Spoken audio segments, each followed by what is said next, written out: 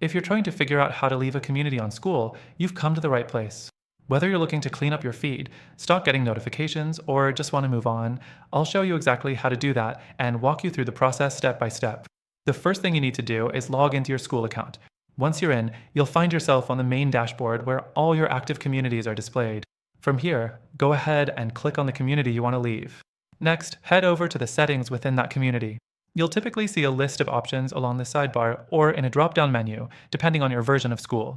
What you're looking for is the option to leave community, and it might be under something like manage membership or just directly listed in the menu. Now, before you hit leave, take a second to consider why you want to leave the community. Are you being bombarded by too many notifications? Or is the content just not what you're looking for anymore? You won't be able to undo this action right away, so make sure you're ready to leave for good, or at least for now. Once you've clicked Leave Community, a confirmation box should pop up asking if you're sure. If you're absolutely certain, go ahead and click Confirm. Congratulations, you're officially out of that community. But, and here's the kicker, Skool can sometimes leave behind notifications, emails, or lingering bits of information you might not want. Even after leaving, you might want to head into your notification settings to double check that everything's turned off. This is a good idea to prevent any unwanted follow-ups or updates from Skool. And while leaving a community on Skool is pretty straightforward, let's be real, there are some downsides to this platform. For starters, it's not the most intuitive when it comes to managing your communities. You have to click through multiple layers of menus, and even though the process is easy, the design can feel a little cluttered. The next thing is that if you're a creator or business owner looking to build an active community, Skool's interface might not be as robust as you need.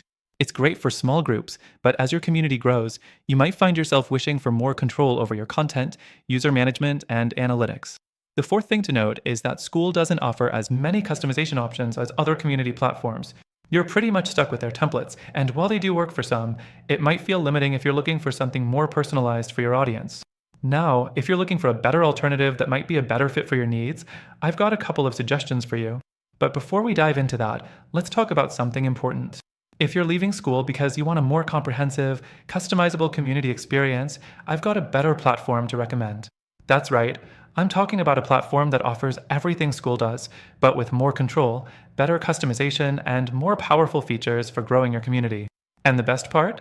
If you follow the link in the description, you'll get exclusive access to an extended free trial, plus some extra benefits you won't find anywhere else.